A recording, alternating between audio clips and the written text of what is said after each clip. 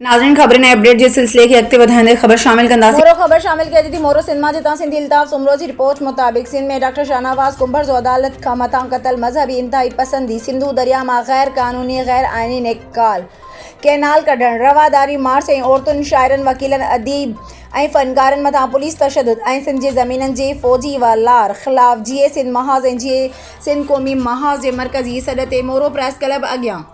एहतजाजी मुज़ाहिरो कयो वियो, जंहिंमें अॻवाणी जीए सिंध महाज़ डिवीज़नल अॻवान अबरार मोराई जिस्कम ज़िले अॻवान इम्तियाज़ खोसो वकार हुसैन कलोड़ो सलीम जान भट्टी दानिश मेमण ज़हीर चांडियो बाग़ी जुनैद ढोलो मसरूर सोलंगी इमरान अली मक्सी ऐं ॿियनि मीडिया सां ॻाल्हाईंदे चयो त सिंध में जमहूरियत जे नाले में मार्शल लागू कई वई आहे,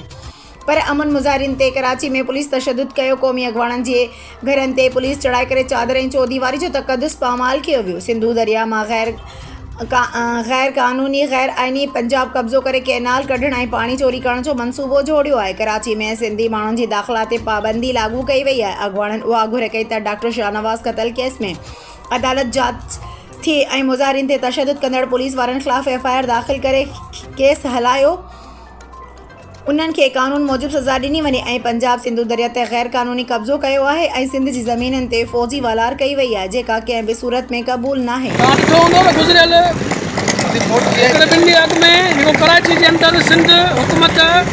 ऐं सिंध पुलिस गॾिजी जेको सिंध जी नियाणियुनि जी तज़लील कई आहे ऐं उन खां पोइ जीएस महाज़ जे चेयरमैन मोहतरम रियाज़ अली चांडियो ऐं जस्कम अॻवान मोहतरम डॉक्टर नियाज़ अली कालियाणी ते जेको खंबे गुम कयो वियो। सॼी सिंध जे अंदरि कर्फ्यू जहिड़ो माहौल हो। इन्हनि सभिनी शयुनि खे रद्द कंदे अॼु असां मरकज़ी सॾ ते जीअं सिंध महाल जीअं सिंध क़ौमी महाल मल्हाए रहिया आहियूं। जीअं क़ौमी महाज जा कारकुन मरकज़ी सॾ ते गॾियल तौर ते एहतजाज करे अॼु कारूनी मल्हाए रहिया आहियूं ऐं असीं अॼु वाज़े कयूं था त सिंध जे नियाणियुनि ते जेको तशद्दुद कयो वियो आहे इहो नाक़ाबिले बर्दाश्त आहे। सिंध जो माण्हू कॾहिं बि अहिड़ी जेको आहे मार्शल क़ाइमु कई वई आहे, जंहिंजो मिसाल रवादारी तहरीक ते जेको पुलिस ऐं हुकूमती धुरुनि जे माण्हुनि जेको तशद्दुद कयो ऐं नियाणियुनि जी जेका हुते तब्दीली कई वई, उहा सॼी सिंध सॼी दुनिया ॾिठो त सिंध जे नियाणियुनि खे रोडनि ऐं रस्तनि